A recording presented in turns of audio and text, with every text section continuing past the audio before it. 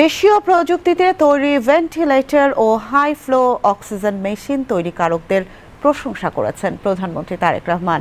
এই দুটি মেশিন ব্যবহার উপযোগী ও বাজারজাত করতে প্রয়োজনীয় সব ধরনের সহযোগিতার আশ্বাসও দেন তিনি।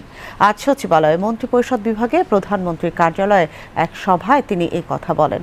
সভায় সংশ্লিষ্টরা দেশীয় প্রযুক্তিতে তৈরি দুটি চিকিৎসা যন্ত্রের কার্যকারিতা, সম্ভাবনা ও ভবিষ্যৎ পরিকল্পনা তুলে ধরেন।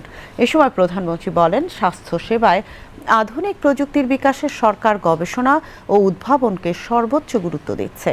প্রয়োজনীয় পরীক্ষা নিরীক্ষা, মান যাচাই এবং উৎপাদনের ক্ষেত্রে সরকার সহযোগিতা দেবে।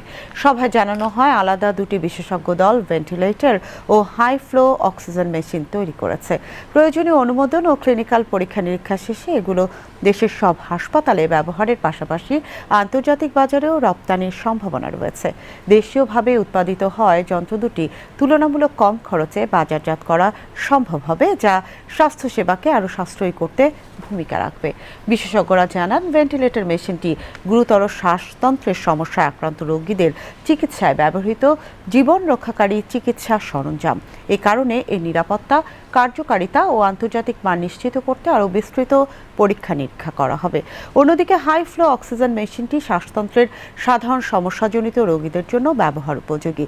এই যন্ত্রের অন্যতম বৈশিষ্ট্য হলো এটি বৈদ্যুতিক সংযোগ ছাড়াই ব্যবহার করা যায়। ফলে বিদ্যুৎ সুবিধা বঞ্চিত এলাকা কিংবা জরুরি পরিস্থিতিতে রোগী পরিবহনের সময় অ্যাম্বুলেন্সেও এটি কার্যকরভাবে ব্যবহার করা যাবে। সভায় সংশ্লিষ্টরা বলেন, দেশীয় প্রযুক্তিতে তৈরি এই দুটি চিকিৎসা যন্ত্র সফলভাবে উৎপাদন ও ব্যবহার শুরু হলে বিদেশি প্রযুক্তির উপর নির্ভরতা কমবে।